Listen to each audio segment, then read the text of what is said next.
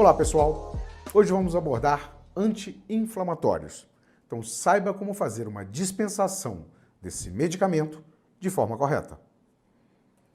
Para começar falando de anti-inflamatório, a primeira coisa que você tem que saber é o que é inflamação. Então a inflamação ela tem alguns princípios básicos, que é dor, rubor, calor. Dei aquela topada, eu vou ter toda uma cascata de metabolismo do ácido araquidônico caindo na minha corrente sanguínea, onde vai provocar a inflamação e a dor. Os sinais cardinais que a gente fala sobre eles são esses: a dor, o calor, o rubor, o edema e o mais recente incluído, a perda de função. Por quê? Dependendo da topada que eu dou na minha perna, eu não consigo levantar da cama e aí não consigo ir trabalhar. Desse material todo causado pela cascata da inflamação, eu vou ter os anti-inflamatórios.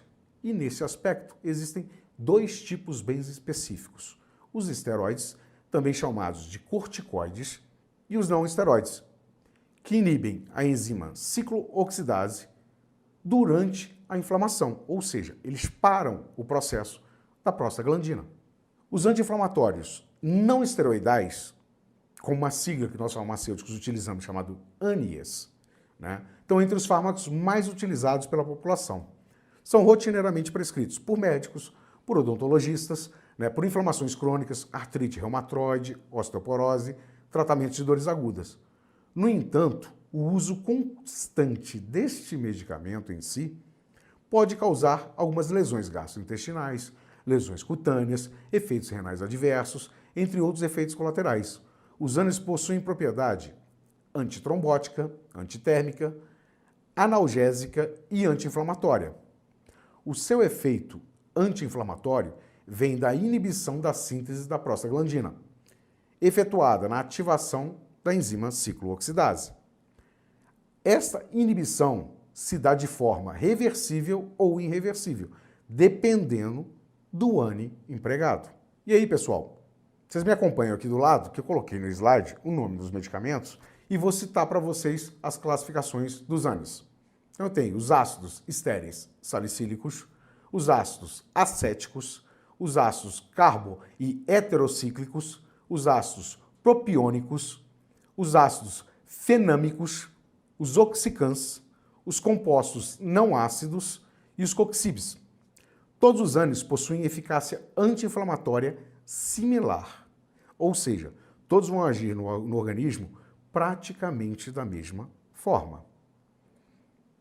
E aí, os ANIs possuem essa eficácia similar. O protótipo deles, qual foi? Foi o ácido acetil salicílico, o AS. Por isso ele é o mais barato e o mais bem empregado. É o que mais se vende, é o AS. Porque os estudos sobre todas as particularidades desse medicamento são feitos numa gama muito maior em relação às outras. Sendo que a eficácia dos similares, a escolha do ANI, ela vai ser indicada baseada em outros critérios, como toxicidade relativa, conveniência para o paciente, custo e experiência do emprego. O que significa isso? O médico, quando ele vai te prescrever um medicamento anti-inflamatório, ele vai sempre estar voltado na experiência que ele teve com os outros clientes.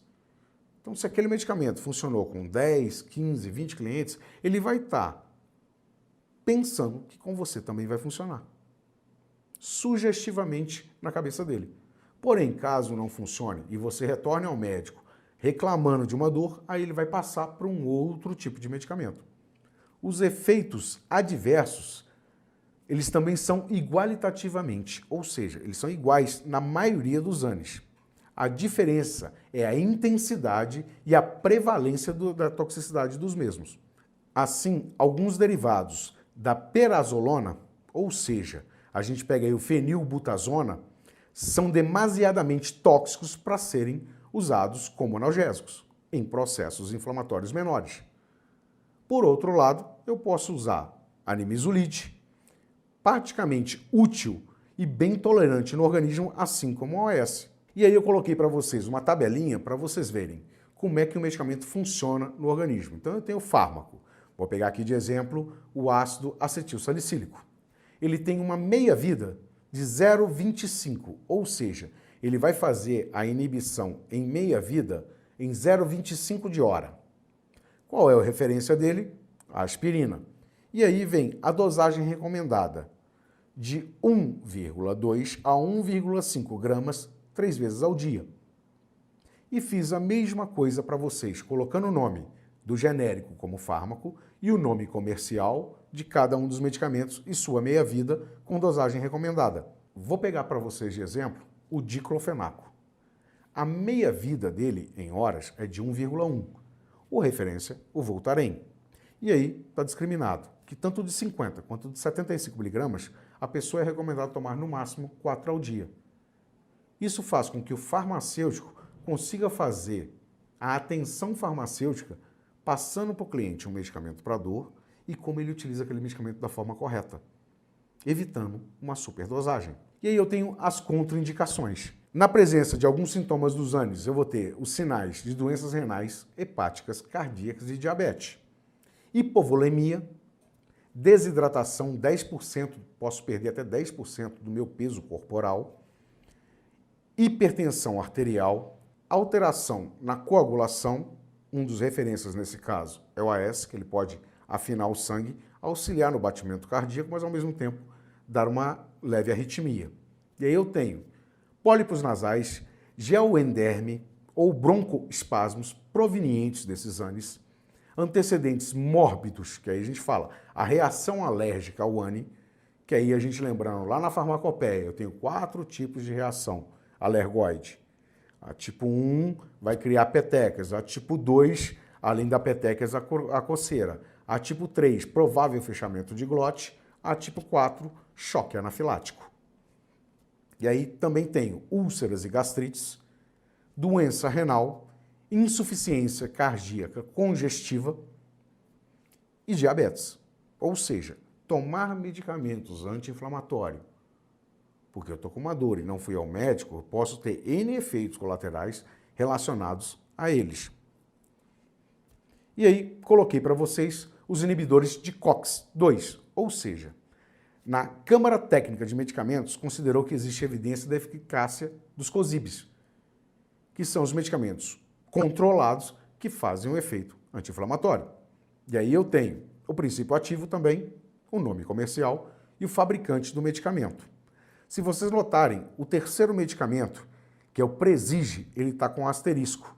Por quê? Porque ele foi cancelado no mercado devido ao grande efeito colateral que ele produzia.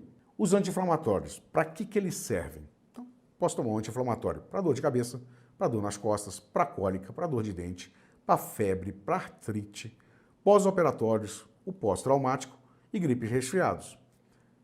Eles possuem um efeito antitérmico e analgésico junto deles, que contribuem na melhora dessas dores. Porém, sempre com indicação médica. O indicar uma vez ou outra para o cliente um medicamento é válido, mas se ele for constantemente utilizado, pode-se causar um efeito adverso.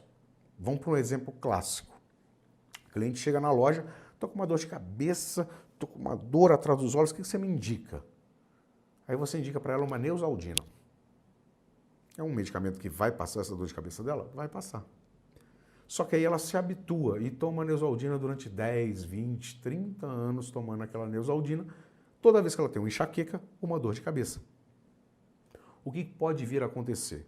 A Neosaldina, ela não tem inibição em COX, mas ela para um pouco o impulso elétrico, sináptico que eu tenho no cérebro. E pode fazer com que cause no cliente o quê? Diplopia. O que é isso? Visão dupla. A pessoa começa a ter visão dupla por uso de excesso de um anti-inflamatório. Então, toda vez que eu for indicar um medicamento para o cliente, eu tenho que ter a consciência de informá-lo. O senhor vai tomar isso agora, isso vai passar. Procure um médico, vamos procurar descobrir o porquê dessa dor de cabeça, o porquê dessa dor nas costas, da sua cólica. Se a gente lembrar, nós temos lá o curso do protocolo de atendimento ao cliente, onde tem cada uma desses parâmetros de dor e o que o cliente pode tomar. E como é que eu faço isso de uma anamnese de uma forma correta para que ele tome. E aí eu tenho os riscos para o uso indiscriminado de anti-inflamatórios, onde eles podem causar gastrite, úlcera gástrica, esofagite, insuficiência renal, sangramento digestivo, aumento da pressão arterial, doenças hepáticas, que aí vem a hepatomegalia, cardiopatias e alergias. E os efeitos colaterais também vão variar em casos mais graves, né? Alergia cutânea, desconforto gástrico, diarreia, tontura, zumbido no ouvido, sonolência e aumento da pressão arterial. Então, eu usando indiscriminadamente, eu estou correndo o risco de ter qualquer um desses efeitos. Então, eu vou indicar para o cliente momentaneamente aquele produto, mas vou sempre informá-lo, vai no médico, vai dar uma olhada nisso. Para quê? Para não virar um mal maior. Lembra quando a gente fala quando o cliente vai tomar muitas vezes um antibiótico?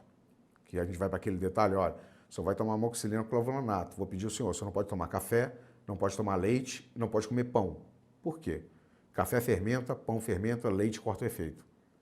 Então, no caso dos ANES, a mesma coisa. Eu tenho que ter sempre essa preocupação. Então vamos falar agora um pouquinho da diferença entre anti-inflamatório, antibiótico e analgésico.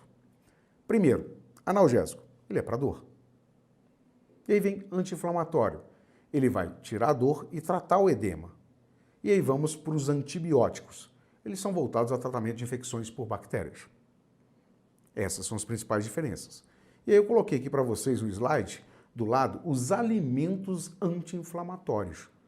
Quando você quer fazer um tratamento natural para parar com aquela inflamação. E aí eu tenho o figo, o manjericão, o gengibre, o salmão e a linhaça.